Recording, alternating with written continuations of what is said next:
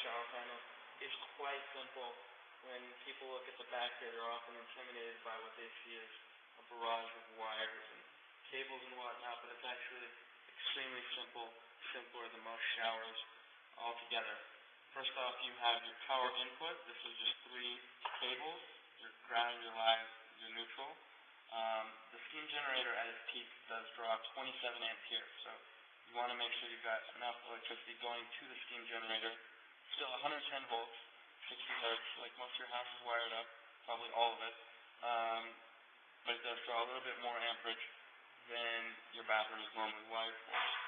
Now, moving on down, you do need to connect the control panel to the electric box down here. This is where most of the wires are coming from. This part is probably the simplest. All of the cables, they plug right into one another, and you know you're plugging in the right piece by 2 things. A, they are all color-coded. So, for example, these 2 wires are brown and black. That means we're going to connect the brown and black. Secondly, you can't connect the wrong one usually because all of the connectors are different for each one. And lastly, they are labeled. So this one is for the ozone generator, which is all the way up there. So this part's quite simple. It'll take you probably 15-20 minutes, whoever does it. Moving on downward, this is for bunny ears in case you want to install it, for example, in your basement. You're obviously not going to get very good radio reception. So this is to extend an antenna out to where you would get good reception. And this is a CD input. Just like a pair of headphones, you can plug in a CD player here, and it will play throughout the system. As far as the plumbing goes, this is probably the simplest of anything on here. You have 2 hoses. They have half-inch female threaded fittings on the end. These are stainless steel braided flexible hoses. One is red, one is blue, obviously respectively hot and cold water.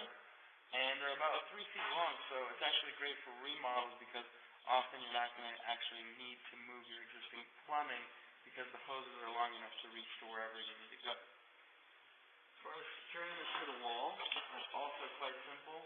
The manufacturer provides you with 2 big bolts for the top. This unit has been installed without the bolts, actually. The only important thing you really need to know about the installation process is that you do want to keep a few inches free behind the steam generator because it does get hot. So you want some space in between the steam generator and whatever's behind your wall there. Usually just done with a single 2x4 board to give you a couple inches in between the 2. Otherwise, it's most often bolted at the top, and then people use liquid nails around the entire perimeter and secure it to the wall that way. It works quite well.